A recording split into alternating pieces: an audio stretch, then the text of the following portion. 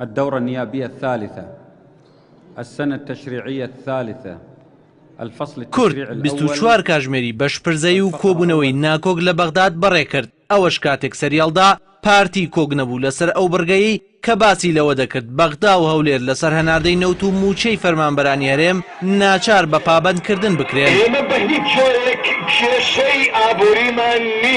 بەپێی زانیاریەکان فراکسیۆنە کوردیەکان دوێنێ سێ کۆبوونەوەی گرنگیان ئەنجام داوە، بەڵام لە هەرسێ کۆبوونەوەکەدا نەیانتوانی ڕێک بکەون لەسەر پرۆژەیەکی هاوبەشی کوردی، چونکە فراکسیۆنی پارتی ناکۆک بوون لەگەڵ فراکسیۆنە کوردستانیەکان و لەگەڵ ئەوە نەبوون حکومەتی هەرێم و بەغدا پابەند بکرێن بە هەناردەی نەوت و موچەی فەرمانبەران، هاوکات هیچ پرۆژەیەکی بەدیلیان پێ نەبوو. ثم نأتي إلى الفقرة الثانية.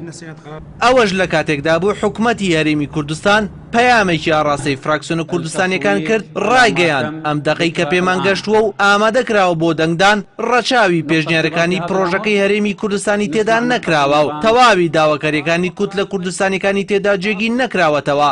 بۆیە حکومەتی هەرێم داواکارە کە چاوخشانەوە بکرێت بەم دەقانەدا و داواکاریەکانی هەرێم و کوت لە کوردستانیەکانی تێدا جێگیر بکرێت، بە پێچەوانەوە هەرێم ناچاری جێبەجێکردنی نابێت.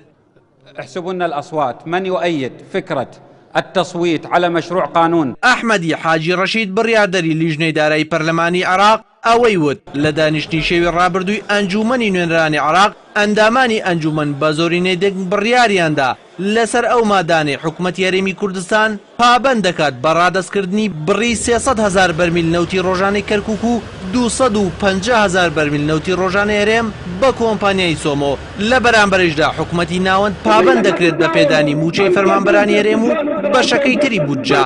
هاوکاتیەوەش دوای ئەنجامدانی گۆڕانکاری لە مادەی هەشتی ڕەشنووسی بودجەی گشتی عێراق بڕیاردرا بە تەرخانکردنی بڕێکپارەی هێزەکانی زەمینی لە وەزارەتی بەرگری عێراق بۆ موچەی هێزەکانی پێشمەرگا کە بەناواتوە بۆ موچەی پێشمەرگا.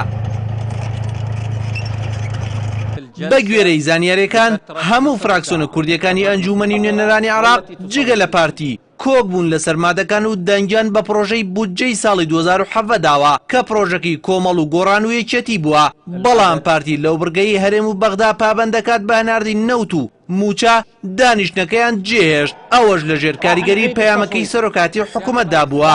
بە پێیوتەی پەرلەمانتارانی کورد لە بەغدا دوای گفتوگۆیەکی چڕ لە بەغداد توانیان ئەو بڕگانە لەناو بودجەی 2017 پەسەند بکەن توانرا پرۆژەکەی گۆڕان و کۆمەڵ بەسەرکەوتووی تێپەڕ بکرێت. خاڵی بێزی جێبەجێکردنی بەرگەکانی بودجەکەش ئەوەیە ئەگەر هەولێریان بەغدا پابەند نەبن دەتوانن لە دادگای فیدراڵی سکاڵایان لە دشت تۆمار بکرێت. ئەوەش ڕاستەخۆ کاریگەری لەسەر هەناردەی نەوتی هەرێم دادەنێت بۆ بازاڕەکانی جیهان.